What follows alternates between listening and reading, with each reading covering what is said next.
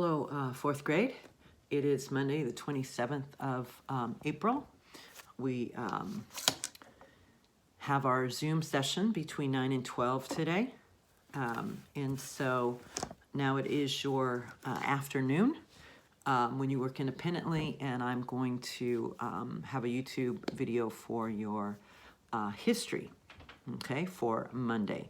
So we started a new chapter called California, World War II and Beyond, and looking at page 248 to 253 today. So you should have your lesson support and transition, chapter 11, lesson 1 is what it should say on the top.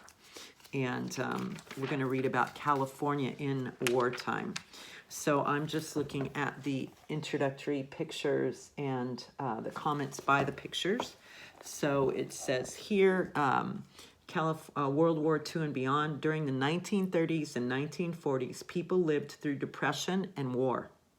When World War II finally ended, people were ready for a better life. New industries had taken root in California, bringing progress and change to the state. So people came to California, the state of beauty, sunshine, new industries, and new inventions. Down here we have soon after Japanese planes bombed United States ships in Hawaii in 1941. A wartime order sent Japanese Americans living on the West Coast, so that's California, Washington, Oregon, to internment camps, a kind of prison. So there's just a little girl whose family was sent to these internment camps, which was a kind of prison. We're going to talk more about that. We see down here, 1950, freeways join the many new communities in California, meaning you get to new communities on freeways, bringing change to the way people live. In this picture, this magazine ad right here shows a shiny new DeSoto, which is a car. Large, comfortable cars became an important part of California, of life in California suburbs. Suburbs are like communities, not like in the city, like downtown LA would be not be a suburb, but like Culver City, that would be a suburb, Chatsworth, etc. Okay, so outside of the major downtown area. And it says up here, many families in the United States in the 1950s spent their evenings together playing board games such as checkers, as shown below. Okay, so here we see different aspects of what we're going to talk about and how California grew during this time. So we're actually almost done with our history for the year as the year draws to a close.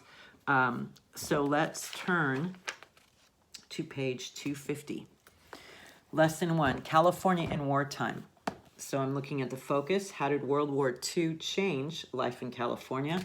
Our key terms, manufacturing, shipyard, and here we see this Japanese American Relocation Center in Amache, Colorado is an example of how the people of Japanese descent were isolated and moved away from the Pacific coast during World War II. So they took them out of California and put them in these internment camps, which was tragic. We're going to talk more about that. So it says, we sacrificed the new car, the lovely gas range, the refrigerator, the vacuum cleaner, the rug, sofa, and the rest of the household furnishings. Dad had a wonderful collection of rare and tropical fish. Little by little, our home was broken up, and all the fancy dreams we planned for you had to be altered or changed. Okay? It says, Ellen Kiskiyama wrote these words to her son Arthur in 1942 when he was just a baby. She wrote them so that when Arthur was older, he could read about the terrible thing that had happened to his family. It all started on December 7th, 1941. On the radio, the Kiskiyamas heard the awful news. Japanese planes had just bombed a United States military base at Pearl Harbor, Hawaii. The United States declared war on Japan. Ellen Kiskiyama, a Japanese American, was frightened. What would happen to her and her family? Their non-Japanese friends told them not to worry. After all, the Kiskiyamas were American citizens, and they had done nothing wrong. but the young mother had good reason to be afraid. The family was ordered to report to a government station. They had to sell everything they owned. Then the Kiskiyamas were moved to a place in Wyoming called an internment camp. Like thousands of Japanese Americans on the West Coast, like I said, California, Washington, Oregon, they were forced to live in internment camps until the end of the war. So, and that's a picture of an internment camp. It doesn't look very nice, does it? Looks like prisons. And so when she talked about they had to sacrifice their new car, their kitchen appliances, their gas range is like their stove, their oven, the refrigerator, the vacuum cleaner, rug, sofa, the rest of their furniture. Dad had beautiful tropical fish, it said. Our home was broken up little by little, and all the fancy dreams that they planned for their son. Remember, she's writing this to her son, Arthur. All those dreams had to be changed. And so that family was moved out. It doesn't say here so far where they lived in them. Maybe it'll tell us.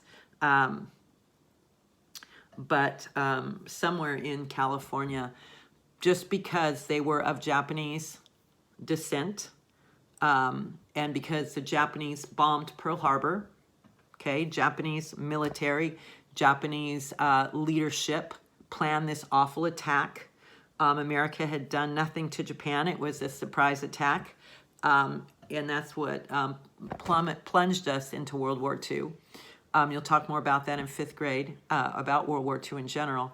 But because of that attack that had nothing to do with this American family, they were Americans of Japanese descent, living in America, doing the pledge, saluting the flag, being good citizens. But just because of their background, just because of where their people came from, American leaders thought that any Japanese person could be like a spy or be giving information back to the leadership of Japan or their families in Japan.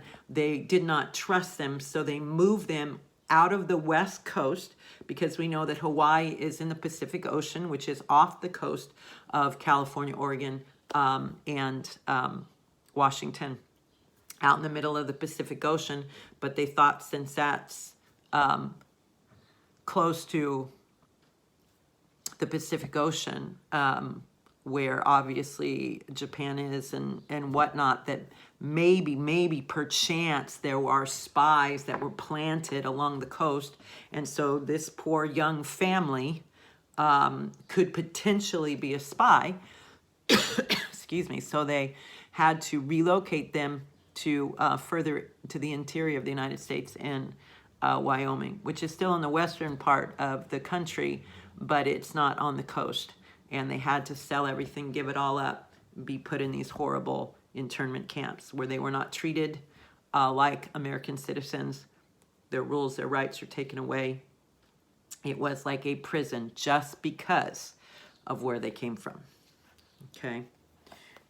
It says, war in the Pacific causes fear. I'm on the bottom of page 250. Japan's surprise attack on Pearl Harbor killed 2,403 Americans. Bombs destroyed 18 ships and 347 airplanes. So Pearl Harbor was a Navy base. So we had our best, strongest fleet of ships, aircraft carriers, etc., planes that we kept there. Hawaii wasn't a state yet. Hawaii didn't become a state until 1959, and this is 1941. But that was a powerful military base, and they just wiped it out because Japan wanted to, take over that part of. They wanted to gain access and take as much power and control as they could of the Pacific Ocean and the islands in there and around there. And so you have to take out the big dog. America is the most powerful country in the world. And so if we destroy their fleet, and because a lot of the war and for them was taking place in islands in the Pacific Ocean, etc., you have to take out the ships that are in the Pacific Ocean. You have to take out the power in that area. And so they went for our best and our biggest and most powerful Navy fleet to disable us from stopping them, basically with their evil plan. And so it was quite a blow to our nation, and it was a surprise attack. It was a Sunday morning, early in the morning, and the soldiers weren't ready for that. And 2,403 of them, some of them drowned in the ships because they would sleep in the ships and whatnot. Some of them drowned in the ships. Some of them were killed.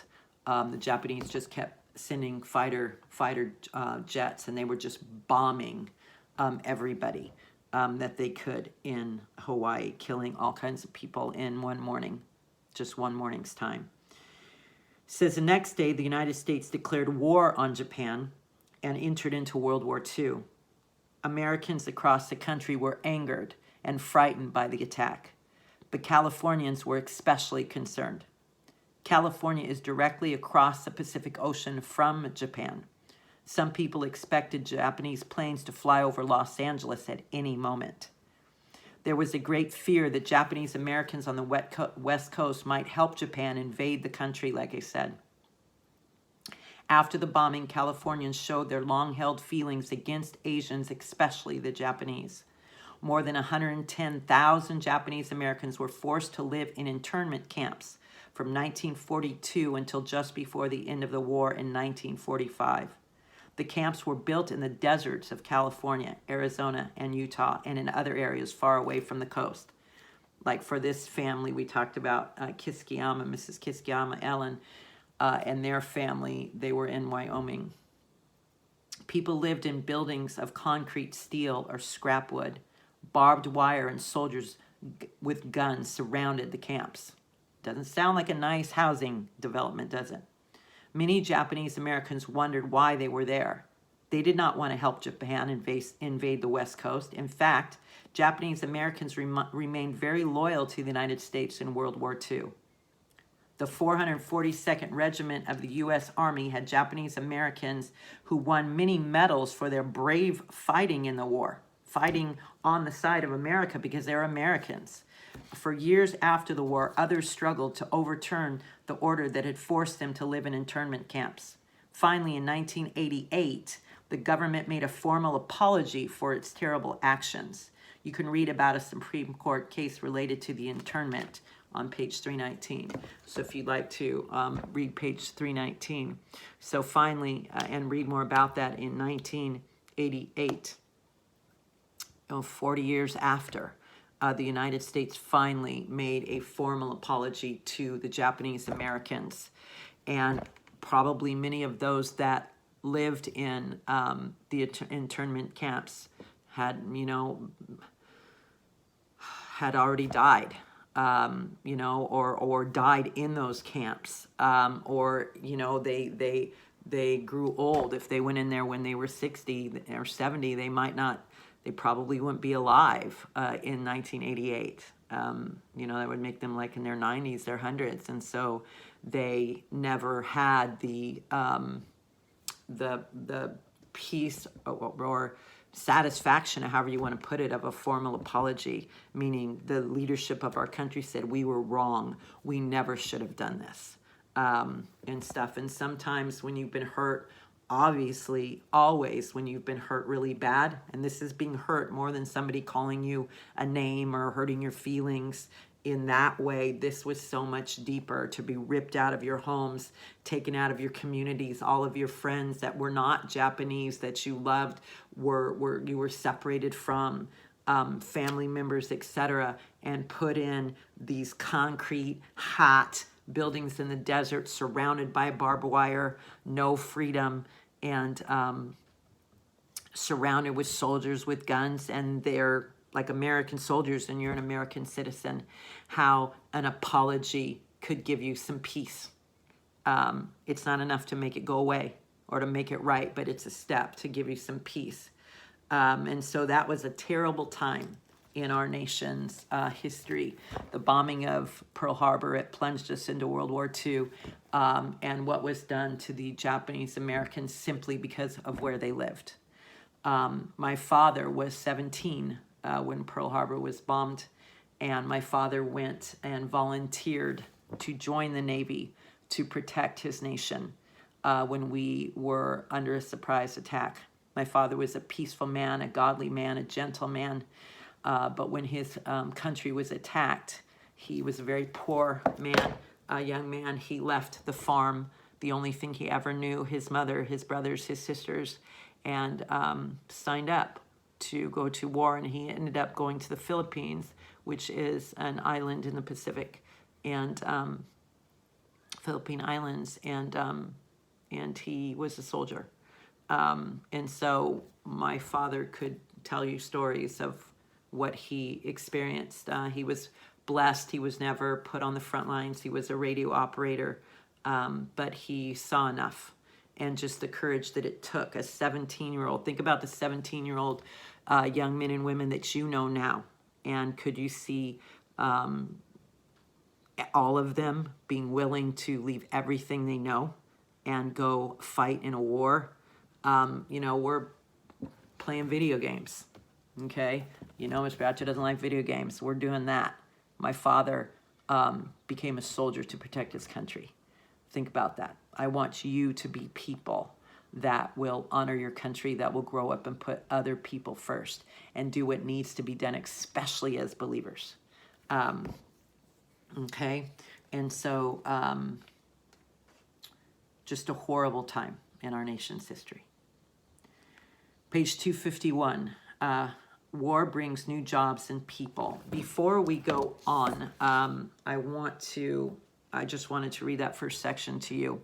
I want to go over what we're highlighting here. So I'm at Building Vocabulary, chapter 11, lesson 1. It says we're doing a little crossword puzzle, a small heavy vehicle having to do with war, to enter by force, a good chance to do something. Down, a person who has served in the armed forces, a sudden strike against. And our vocabulary words are invade, jeep, opportunity, veteran, military, and attack. And then our essential facts.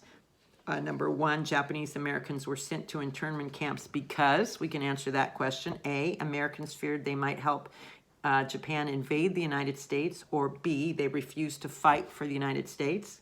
Number 2, during World War II, companies began to hire large numbers of A, Europeans, or B, women. Number 3, World War II created better job opportunities for A, African Americans and Mexican Americans, B, Asian Americans and African Americans. So you can answer number 1 in essential facts already from what we read. I'm looking on the back now, page 2. Why did the United States enter World War II? We can answer that question. It says A, the U.S. had signed a treaty with Great Britain. B, Japan attacked a U.S. military base at Pearl Harbor. C, many people thought Japan might invade the United States. Or D, a war would create many new jobs. Okay, so why did the United States enter World War II? We talked about that. You can answer that one. We can answer number 2. Where was Pearl Harbor? F, in Japan. G, in California. H, in Hawaii. Or J, in Alaska. Okay, number 3, you can answer that. You can answer number 3 also. Why were Japanese Americans held in internment camps? A, some people were afraid they would help Japan invade the United States. B, some people believe they had attacked Pearl Harbor. C, some people thought they would like living in the camps. D, some people didn't want to learn Japanese. Number 4, what new industry grew up in California during World War II? F, oil. G, manufacturing. H, agriculture. J, motion pictures. Number 5, why did the war bring opportunities to African Americans? A, all the Japanese American workers were being held in camps. B, the government needed many people to fight the war. C, a presidential order made it unlawful to practice discrimination in war industries. D, American women were serving in the armed forces. So that question, why did the war bring opportunities to African Americans? All right, so we could answer some of those already. So now we're here. War brings new jobs and people. So we'll be able to answer some of those questions. But let's look at the picture here. It says 1,500 dead in Hawaii. Congress votes war. It says some Californians, I'm right here. Some Californians feared and discriminated against Japanese Americans after the attack on Pearl Harbor in Hawaii. Nevertheless, Japanese American soldiers of the 442nd Regiment were honored for their outstanding service fighting on the side of the United States during World War II. Okay, so war brings new jobs and people. To fight the war in Europe and the Pacific, the United States needed food for soldiers and oil for planes and tanks. As it had done in World War I, California played a big part in providing these supplies. But World War II brought more business to California. A huge manufacturing industry grew in the state. Manufacturing is the process of turning materials into finished products. For examples, planes and ships are manufactured from steel. To learn more about California's manufacturing industry, see the Minipedia, page 311. So right there, if you look at on page 2, what new industry grew up in California during World War II in number 4. We just talked about it. I'm on page 2, number 4. It says what industry grew, and we just read that a huge manufacturing industry grew in the state. So that's our answer for that. So find where it says manufacturing. And the definition of manufacturing is a process of turning materials into finished products. So if we have a lot of steel, we take that steel and we turn it into ships and planes. And a lot of that was happening here in California. The country badly needed ships to fight sea battles and to carry soldiers and supplies. Without enough ships, the war would be lost. President Roosevelt needed a way to manufacture them and fast. The president called on Henry Kaiser. Even though he had never built a ship before, Kaiser was known for getting things done. He had engineered many big projects, like the huge Hoover Dam, that people had thought would be impossible. Kaiser answered the president's call by building Liberty ships at his 4 shipyards in Richmond on the San Francisco Bay. At these shipyards, Kaiser workers manufactured nearly 700 ships during the war. So Kaiser was a man, maybe he didn't know how to do something specifically, but he was the kind of person that if you needed a job done, he's going to figure out how to do it. It's a great quality to have. I want to have that as a person. I want that to be your heart's desire too, is that people can call on you because you'll make it happen. You'll get it done, especially as believers. Okay? So opportunities for women. So we talked about, we have some questions about that in number 2 on page 1. Let's see. Opportunities for women. War industries grew very quickly in California. Airplane factories and shipyards employed up to 600,000 people. Before the war, most factory jobs were held by men, usually white men. But so many men were off fighting the war that companies had to offer these jobs to women. Many women joined the war effort. Some women went overseas to serve in the military. They drove jeeps, handled supplies, and worked in hospitals. Others stayed in the United States and took jobs in factories and shipyards. Women did jobs like riveting, using heavy tools to join the steel plates of ships. They're the ones who put the ships together, the planes together. World War II changed the lives of many women. Marguerite Hoffman took a job at Douglas Aircraft in Los Angeles. You ever heard of McDonnell Douglas? My brother works for them, my brother-in-law. She said, I learned to stand up for myself working with men all those years at Douglas. So here's a picture of a woman. The war effort depended on women to help manufacture weapons and machinery. The woman below is using a torch to join metal pieces together. And that's kind of the first time we see women working in these, obviously in these kind of jobs and joining the workforce. And that's because the men were soldiers. So the only way to manufacture what the men needed to fight with, the ships, the planes, the weapons, the machinery, was for women to do it. And so women stepped up. and took the call that was needed. And here you see African American women joining the workforce. So for number 2 on the first page, it says during World War II, companies began to hire large numbers of A, Europeans, or B, women. So you should have the answer for that. All right, let's read on. Opportunities for Black Americans. Before the United States entered World War II, few Black Americans got jobs as skilled laborers in factories. Few, it said. Racism and other forms of discriminations forced Black Americans to take low-paying, unskilled jobs.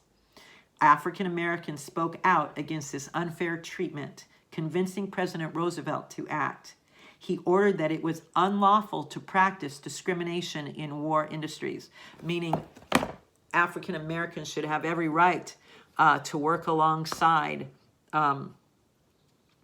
the women that were building the ships and the planes, and to get paid the same amount and to be given those skilled, powerful jobs. They had the same rights.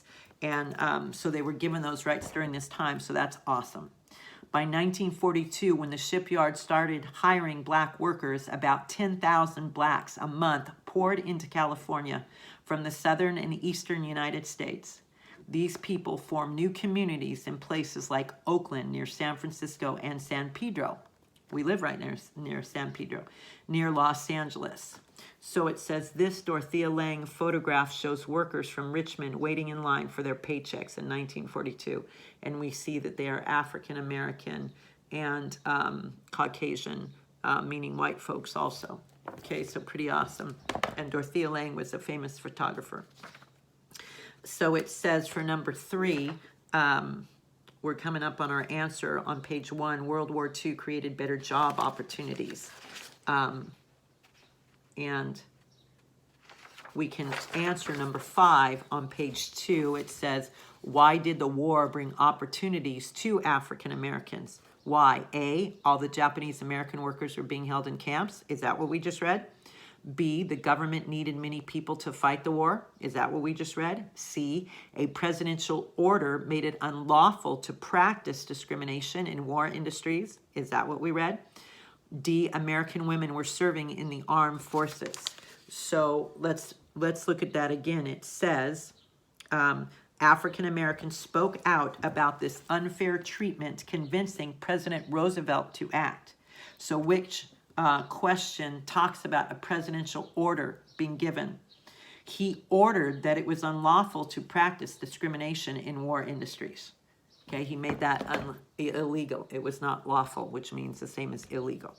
Okay, so find your answer that goes with that.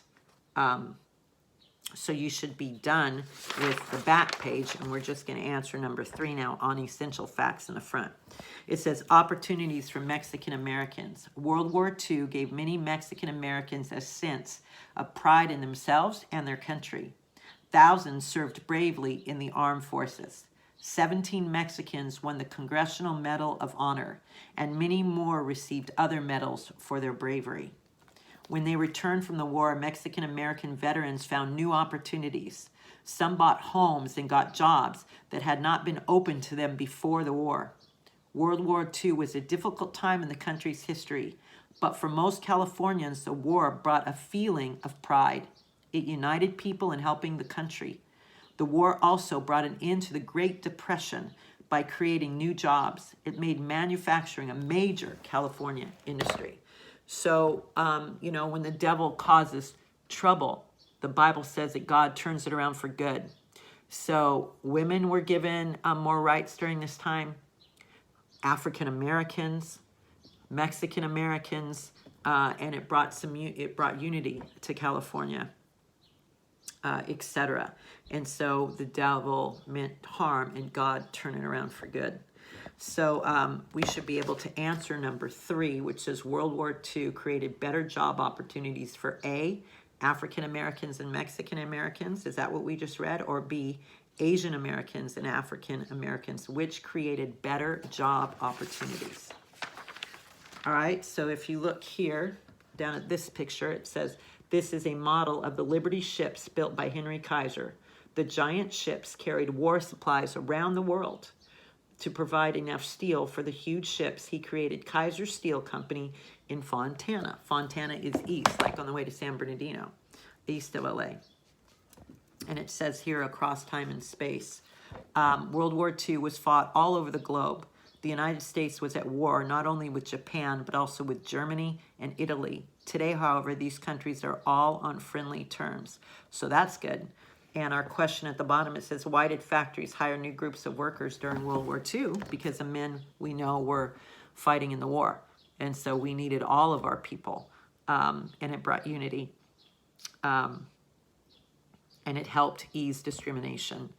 So we're going to learn more in 5th grade. You're going to learn about World War II and about Germany and about Italy for California history, because Pearl Harbor was bombed, and that's off the coast of California in the Pacific Ocean there. And California's role in the war with the manufacturing and what unfortunately happened to the Japanese with the internment camps. We're looking just at the perspective of California during World War II, not the country as a whole, and the other countries that we fought. Okay, so do a good job, and I look forward to seeing the results of your hard work.